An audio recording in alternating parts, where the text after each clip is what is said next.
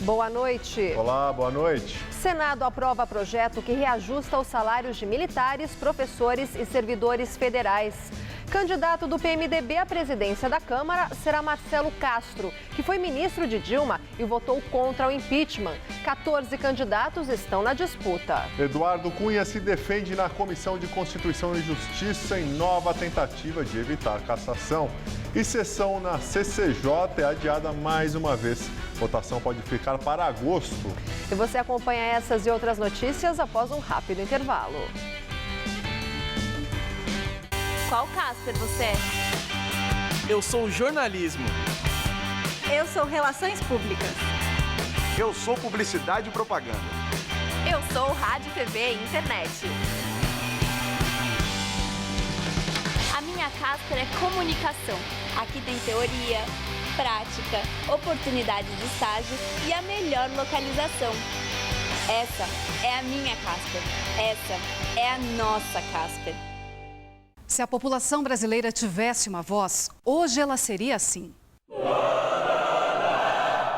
E essa seria a voz dos políticos que representam hoje essa mesma população. Nós, mulheres, somos mais da metade da população, mas ocupamos menos de 10% dos cargos políticos. Faça a nossa voz ser mais ouvida.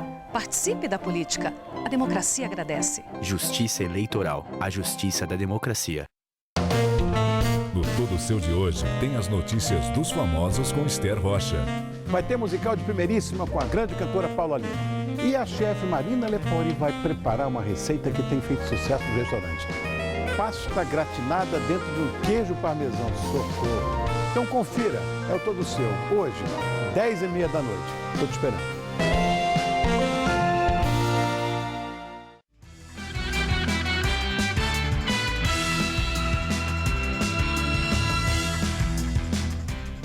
Foi preso hoje o primeiro suspeito do assalto a uma empresa de transporte de valores que aconteceu em abril em Santos, no litoral paulista. Já são pelo menos 3 mega assaltos do tipo no estado de São Paulo desde o início do ano. As autoridades, no entanto, divergem sobre quem seriam os mandantes dos crimes. Daniel Donizete Colantuono foi preso em casa, em São Caetano do Sul, na Grande São Paulo, nesta manhã, na frente da esposa e dos filhos. Segundo a polícia, ele confessou ter participado em abril do ataque à empresa Prosegur, em Santos, no litoral paulista. 3 pessoas morreram na ocasião. Foram encontradas cerca de 90 munições de fuzil 556, 2 carregadores de AR-15.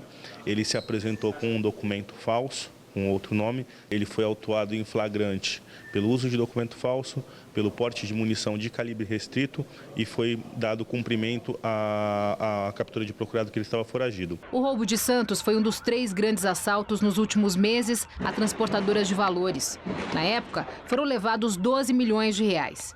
Em abril, 30 criminosos agiram em Campinas e fugiram com 48 milhões. E no início deste mês, em Ribeirão Preto, bandidos roubaram 60 milhões em uma ação cinematográfica, com mais de 1 hora de tiroteio. Um policial rodoviário e um morador de rua morreram. No sábado, a polícia prendeu em Santo André José Elias de Andrade, suspeito de ter participado da ação em Ribeirão Preto. A prisão só foi divulgada hoje. Ontem, em entrevista ao jornal Estado de São Paulo, o delegado Fabiano Barbeiro declarou que a facção criminosa Primeiro Comando da capital recebeu boa parte do dinheiro roubado por ter, em troca, fornecido armas, explosivos e pessoal. Em meio às declarações dos delegados e também às novas prisões, o secretário de Segurança Pública, Magno Alves, disse que a facção Primeiro Comando da capital não está por trás dos ataques às transportadoras de valores aqui no estado. Apesar da certeza do secretário, as investigações continuam aqui no DEIC, onde apura-se se há ligação entre os casos de Campinas, Ribeirão Preto e Santos e também se o PCC realmente lucrou com essas ações. Nós acreditamos que tanto as delegacias de Campinas, de Santos e de Ribeirão vão continuar efetuando prisões e as informações que o DEIC tiver, o DEIC também vai estar efetuando essas prisões. Num prazo muito curto, todos eles vão estar na cadeia. Doentes que buscam o pronto-socorro de Itapevi, na Grande São Paulo, sofrem para ser transferidos para outros hospitais da região. E apesar de uma resolução do Conselho Federal de Medicina estabelecer que pacientes podem ficar no máximo até 24 horas em serviços hospitalares de emergência e urgência, alguns permanecem internados dias e até semanas no local.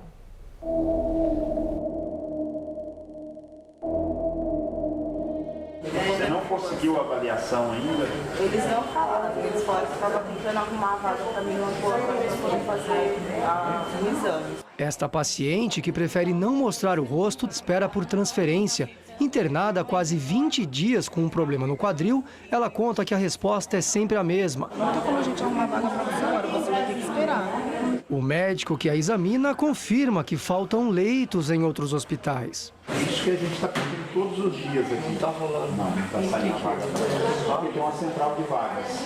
Sem saber da gravação, uma funcionária diz que a paciente terá que se recuperar ali mesmo. No caso dela, agora, o médico está aguardando os exames que foi encaminhado para a Secretaria de Saúde, para poder... Na realidade, ela poderia até aguardar esses exames na residência, mas como ela ainda está com pouca força dos membros, do médico pediu para aguardar aqui. O pronto-socorro de Itapevi é um dos mais importantes da região. Recebe pacientes de municípios vizinhos, como Jandira, Barueri e Carapicuíba. Além da dificuldade de transferência, muita gente reclama aqui da qualidade do atendimento. Dona Vanilda ficou internada durante 5 dias. Era um caso grave de embolia pulmonar causada pelo cigarro.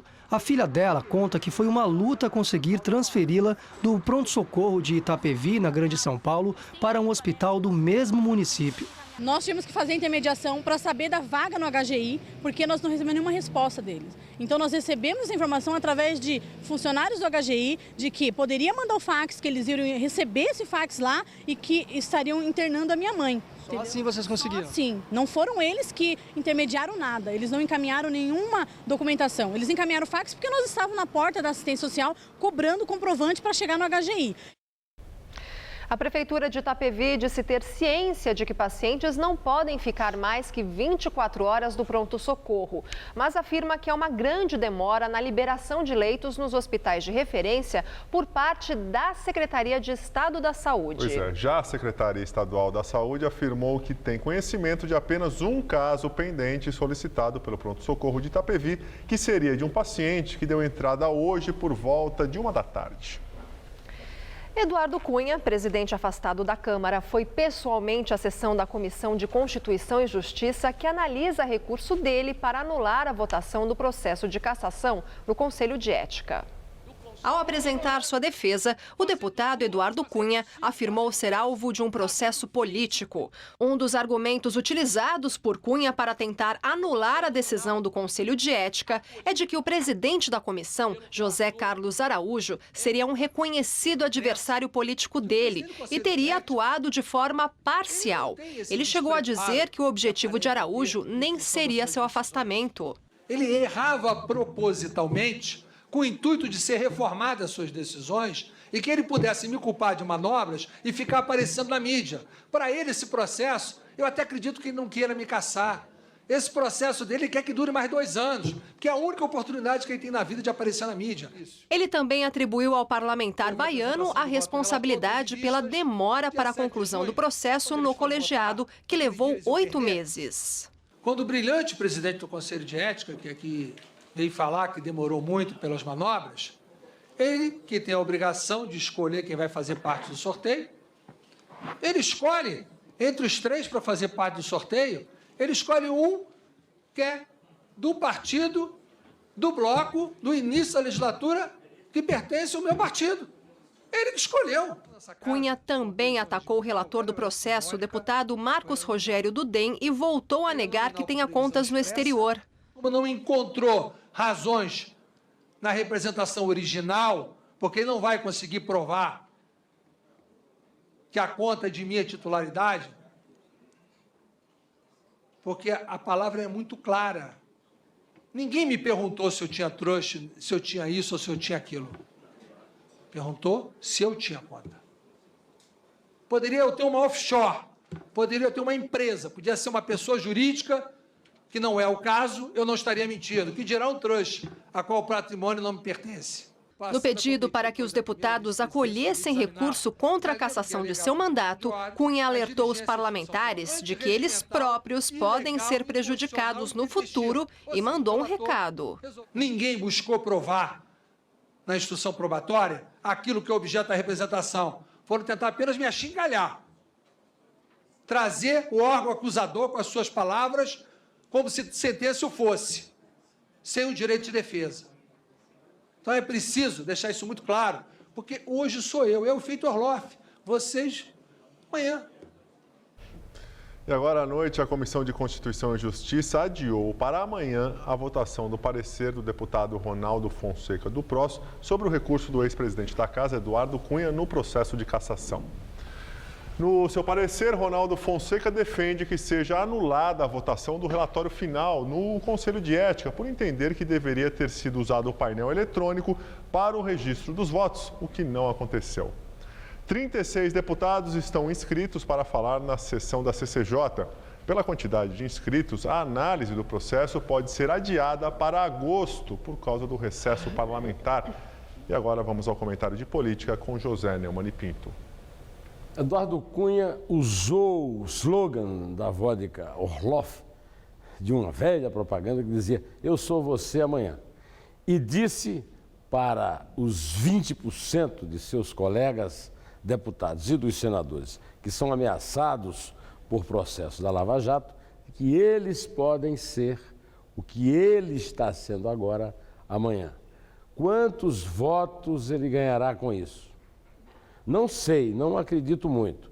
O Eduardo Cunha já teve muito poder por ser um presidente bastante destemido e achou que poderia sobreviver às acusações criminais pelo fato realmente relevante do ponto de vista histórico de ter sido responsável pela abertura do impeachment de Dilma Rousseff, presidente afastada principalmente por causa dele, mas não apenas por causa dele, por causa de 2/3 dos senadores, 2/3 dos deputados e pela opinião pública. A opinião pública sabe que deve isso ao Eduardo Cunha, mas sabe também que no Estado democrático de direito não há possibilidade de perdão para crimes muito graves, dos quais ele é acusado. O caminho dele se assemelha ao da Dilma até na questão do calendário. É muito provável que os dois sejam definitivamente afastados em agosto, antigamente chamado de o mês do desgosto. Pois é, eu volto aqui na quinta-feira, direto ao assunto, em pé. Cláudia Cruz, mulher do deputado afastado Eduardo Cunha, do PMDB, chamou parlamentares e 2 ministros do governo interino de Michel Temer para serem testemunhas de defesa dela. A jornalista responde o processo ao juiz Sérgio Moro, na primeira instância da Justiça Federal. Os advogados de Cláudia Cruz protocolaram defesa prévia no processo e pediram para que Moro rejeite a continuidade da ação. Caso não seja esse o entendimento do juiz, a defesa quer que Cruz seja absolvida sumariamente. Em último caso, pede para que sejam ouvidas as testemunhas ao longo da instrução do processo. Os ministros chamados são os deputados federais licenciados para comandarem ministérios de Michel Temer, Maurício Quintela, ministro dos Transportes, e Bruno Araújo, ministro das Cidades. Além deles, foram chamados 6 deputados federais em exercício: Hugo Mota, do PMDB, Felipe Maia, do DEM, Carlos Marum, do PMDB, Jovair Arantes, do PTB, Gilberto Nascimento, do PSC e Átila Lins, do PSD. Segundo a defesa de Cláudia Cruz, a convocação dos deputados e ministros visa defendê-la da acusação de lavagem de dinheiro e transferência de recursos de suposta origem criminosa entre um trust de Eduardo Cunha para contas de Cláudia no exterior. O Senado aprova projeto que reajusta os salários de servidores do Tribunal de Contas da União, da Advocacia Geral da União, do Banco Central, de agências reguladoras e de militares das Forças Armadas. Todos os reajustes já tinham sido aprovados pela Câmara dos Deputados e seguem agora para a sanção do presidente interino Michel Temer. Outra proposta aprovada nesta terça reajusta a remuneração dos servidores da Câmara dos Deputados. Hoje, na segunda reportagem sobre o crack, vamos mostrar os relatos emocionantes de usuários da droga que travam uma batalha diária entre o desejo de parar e o vício. A Colômbia me recebeu de braços abertos, me agarrou e eu tô aí até hoje.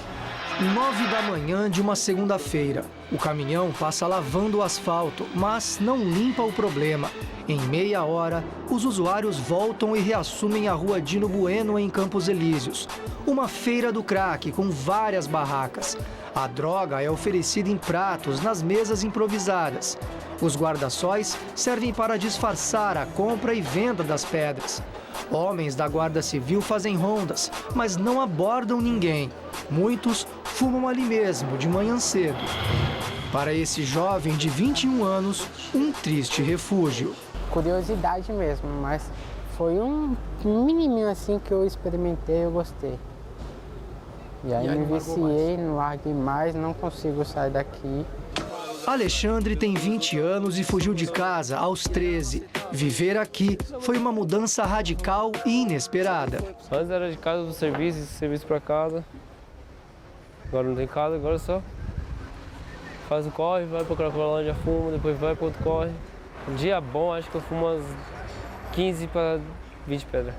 Esta mulher descontrolada anda de um lugar para o outro agitada. Uma cena comum para esta outra usuária, que além do vício, sofre de esquizofrenia. O crack funciona como um falso remédio. Eu usei o crack porque eu queria ver que jeito que era o crack. Ameniza um sofrimento e causa mais milhões em cima dele. Nesse ambiente hostil, a violência é constante. Já vi gente tomar facada do meu lado. Eu fiquei meio traumatizado nos primeiros dias, mas depois me acostumei. Aí eu caí na ficha que eu tava na Cracolândia. Dinheiro não é a única moeda por aqui. Vale tudo. Pequenos objetos e até roda de carro. No meu caso, eu peço no farol.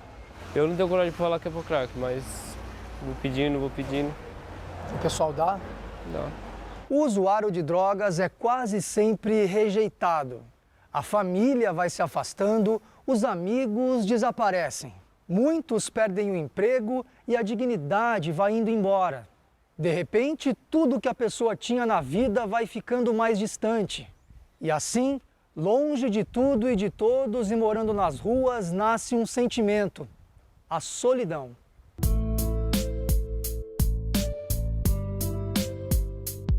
Para o garoto do início da reportagem, restou apenas a amizade dos traficantes. Me ajuda, me leva para tomar banho, me dá roupa, me dá a droga que eu sou viciado e em troca disso eu faço favores para eles. Mas ele quer parar com essa vida, sonha em voltar para os braços da mãe e receber o que certamente nunca terá aqui. Só queria poder dar um abraço nela, dizer que amo ela. Amanhã, na terceira reportagem da série, a repórter Sabrina Pires vai mostrar as histórias de quem achava que o crack era problema dos outros, até ter na porta de casa cracolândias que se espalham por São Paulo. Os moradores nós já não aguentam mais. A gente até perdeu a esperança um pouco. A gente acha que isso aqui só tem tendência a piorar.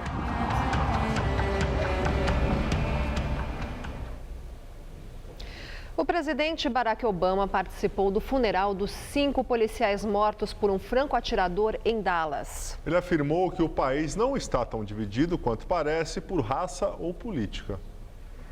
O democrata Barack Obama participou da homenagem ao lado do vice Joe Biden e do ex-presidente republicano George W. Bush e suas mulheres. Em discurso emocionado, ele disse que nenhuma instituição é totalmente imune ao racismo e que a maioria esmagadora da polícia merece respeito e não desprezo. They are deserving of our respect and not our scorn. Pediu que os americanos não cedam à divisão racial e defendeu os protestos pacíficos que vêm acontecendo em todo o país depois de novos casos de mortes de negros por policiais brancos. E um acidente com 2 trens de passageiros no sul da Itália deixa pelo menos 27 mortos e 50 feridos. O acidente aconteceu pouco depois das 11 da manhã entre as cidades de Andria e Corato, na província de Bari, região de Puglia. Os dois trens de passageiros com 4 vagões cada iam em direções opostas pela mesma linha. A foto distribuída pelo Corpo de Bombeiros mostra vagões danificados e amassados com destroços espalhados pelas oliveiras que cercam os trilhos. O primeiro-ministro Matteo Renzi disse que vai haver uma investigação exaustiva até que se chegue às causas do acidente. A ferrovia tem um traçado quase reto e as condições do tempo eram ótimas, com visibilidade de 10 quilômetros. O jornal Corriere della Sera informou que o trecho ainda não é automatizado e a movimentação é orientada por telefone entre os chefes das estações. Pelo menos 200 trens passam por essa área todos os dias. Voltamos a falar de política aqui no Brasil. Faltam menos de 24 horas para a eleição do novo presidente da Câmara e 14 deputados já registraram suas candidaturas. A votação está marcada para amanhã às 4 horas da tarde. Novas candidaturas serão aceitas até o meio-dia e os candidatos podem desistir até às 3 horas. O PMDB anunciou hoje que vai apoiar o deputado Marcelo Castro, do Piauí, ex-ministro do governo Dilma Rousseff. Mas a escolha preocupa alguns governistas, já que Castro votou contra o impeachment da presidente afastada. Os outros favoritos são Rogério Rosso, do PSD do Distrito Federal, aliado do ex-presidente Eduardo Cunha, do PMDB, que renunciou na semana passada. Ele presidiu a comissão especial do impeachment na Câmara. E também Rodrigo Maia, do DEM do Rio de Janeiro. Hoje, o ministro da Casa Civil, Eliseu Padilha, admitiu que o Palácio do Planalto está negociando com partidos da base aliada uma candidatura de consenso. Isso porque pelo menos 12 deputados aliados pretendem participar da disputa. Até então, o governo tinha dito que não iria interferir na eleição. O PT já disse que não vai apoiar nenhum partido ou candidato que tenha votado a favor do impeachment. Para ser eleito no primeiro turno, um candidato precisa receber maioria absoluta de votos, ou seja, ser escolhido por metade mais um dos deputados presentes. A votação será secreta e por meio do sistema eletrônico. E agora o comentário de Josias de Souza, direto de Brasília. Na corrida pela presidência da Câmara, o Palácio do Planalto dormiu no ponto e acordou em posição constrangedora. Há em cena uma dezena de candidatos à cadeira que já foi do deputado Eduardo Cunha. E entre todos os postulantes a essa poltrona, o deputado Marcelo Castro, que foi escolhido hoje pelo PMDB, é o candidato que possui o conteúdo mais oposicionista. Marcelo Castro entra na disputa como resultado de uma articulação que tem até as digitais de Lula. Chegou-se a uma situação inusitada. Agora, o governo de Michel Temer se equipa para tentar evitar o triunfo do candidato do partido de Michel Temer. Lula e o PT correm para empinar a candidatura de Marcelo Castro. Moral da história. Em política, como acaba de aprender o especialista Michel Temer, tudo é permitido, menos deixar-se surpreender. Boa noite. Com o tempo extremamente seco dos últimos dias em São Paulo, cresce o movimento em hospitais aqui da capital. Quando o clima fica seco, o desconforto logo aparece. O ar, né? Você fica seco, tua garganta dói, tosse, os olhos. Tá horrível. O médico explica o que acontece no nosso nariz. O nariz resseca, causando com isso que você tem um estímulo para produzir, para hidratar. Você mesmo tenta hidratar sozinho o nariz. Através do quê? Aumentando a secreção. E quem já sofre de algum tipo de doença respiratória acaba entrando em crise nesses meses mais secos. E o reflexo disso aparece no pronto-socorro dos hospitais. Este aqui tem atendido cerca de 2.500 pessoas por dia. Movimento 50% maior que o do mês passado. Raimunda, que sofre de bronquite asmática, só encontra algum alívio com a inalação. Eu tenho um sufoco, durmo sentada. Porque se eu deito, dá aquela crise de tosse. Crianças e idosos são mais sensíveis à falta de umidade no ar. Mas o cuidado para combater os efeitos vale para todo mundo. Mas o mais importante para mim é a hidratação oral. Tem que tomar mais água. E a previsão para os próximos dias não é nada animadora para os paulistas. O ar deve ficar ainda mais seco até o fim da semana, graças ao sol forte e à falta de chuvas. Então vamos aos detalhes da previsão. Uma forte massa de ar seco e quente impede a formação de nuvens de chuva na maior parte do estado. Assim, o céu continua aberto e o ar seco. Uma frente fria que estava no sul do Brasil chega a passar pelo litoral paulista, aumentando a nebulosidade no local, mas mesmo assim não chove. Nas demais áreas, céu aberto com calor à tarde e temperaturas mais amenas à noite. Na região de São Carlos, máxima amanhã de 31 graus. Em Araraquara, máxima de 32 e em Franca, máxima de 29. E na região de Campinas, a mínima esperada para amanhã é 16 graus, com máxima de 30 graus. Aqui na capital paulista, até sexta-feira o tempo não muda. Céu azul praticamente sem nuvens, sol, calor à tarde e nenhuma gota de chuva. As temperaturas diminuem durante a madrugada, mas não faz tanto frio como antes. A máxima nos próximos 3 dias fica em 29 graus e a mínima entre 15 e 16. Até 28 de agosto, no prédio da Fiesp, esse aqui aceso aqui atrás, aqui na Avenida Paulista, acontece o Festival Internacional de Linguagem Eletrônica, o FAIL. É o mais importante evento de arte e tecnologia da América Latina e o melhor, a entrada é de graça. Alan está participando pela primeira vez de uma exposição interativa.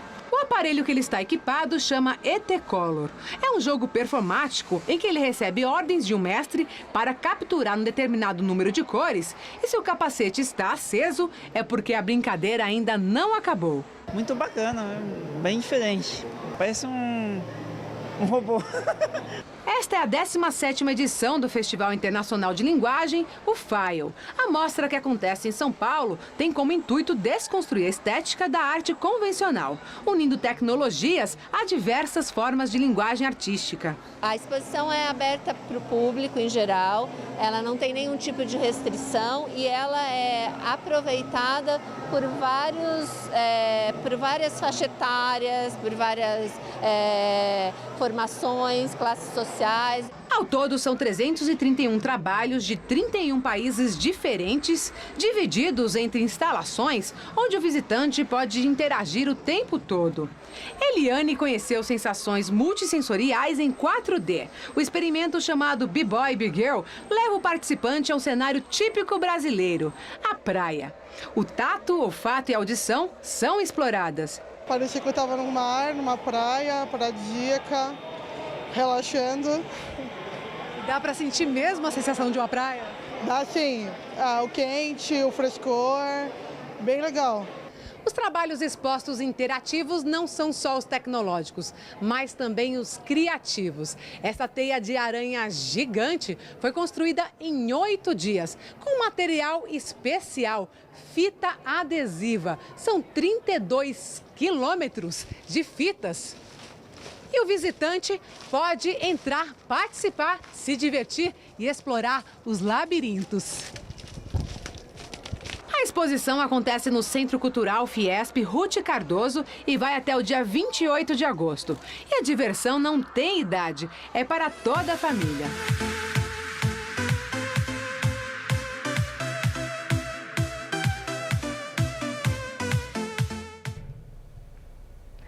Bem, nós ficamos por aqui. A edição de hoje pode ser vista no site do Jornal da Gazeta. Ótima noite para você. Até amanhã, Gabriel. Paulo, a gente se vê amanhã. Muito obrigado pela companhia. Tenham uma boa noite. Fiquem agora com Rony Von no Todo Seu. Até amanhã. Daqui a pouco, 11h30 da noite, a máquina faz uma nova captura. Assista agora. Todo Seu.